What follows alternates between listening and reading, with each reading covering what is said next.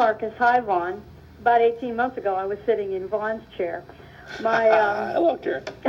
My question for you, Vaughn, is what is the best and most sensitive way to deal with a fallen-away Catholic who is a very, very devoted Plymouth Brethren now, who retains a lot of Catholic theology, including belief in the real presence in the Eucharist, and thinks he can confect it, but who has embraced sola scriptura as the only source of his personal authority?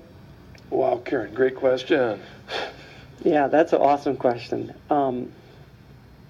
I think in my own relationship with my friends who are Plymouth Brethren, I take a stand that is very patient. It took me 19 years to enter the church.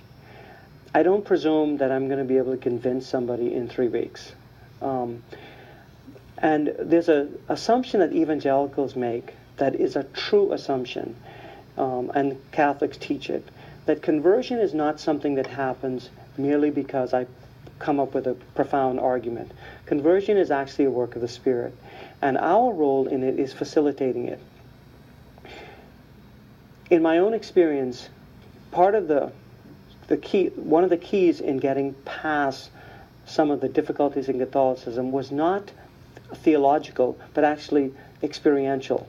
I met a gentleman named Tom Cavanaugh. Tom was a devout Christian. To me, I thought he was a good evangelical boy.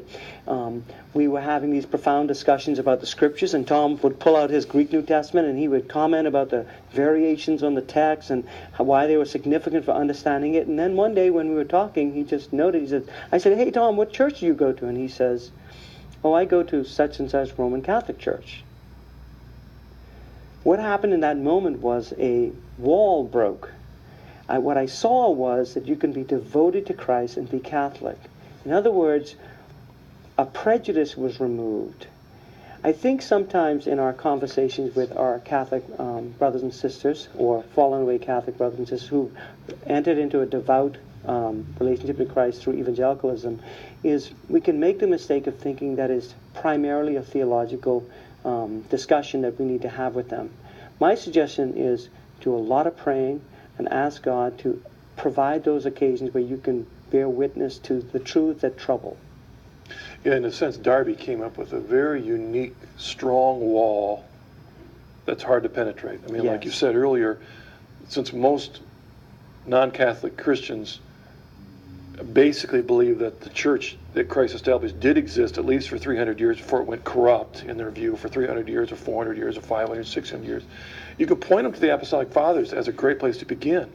But Darby's idea that it was in the time that the New Testament was being written, that very time that it's going corrupt, really eliminates an awful lot. So you really only have the scriptures to deal with. Yes.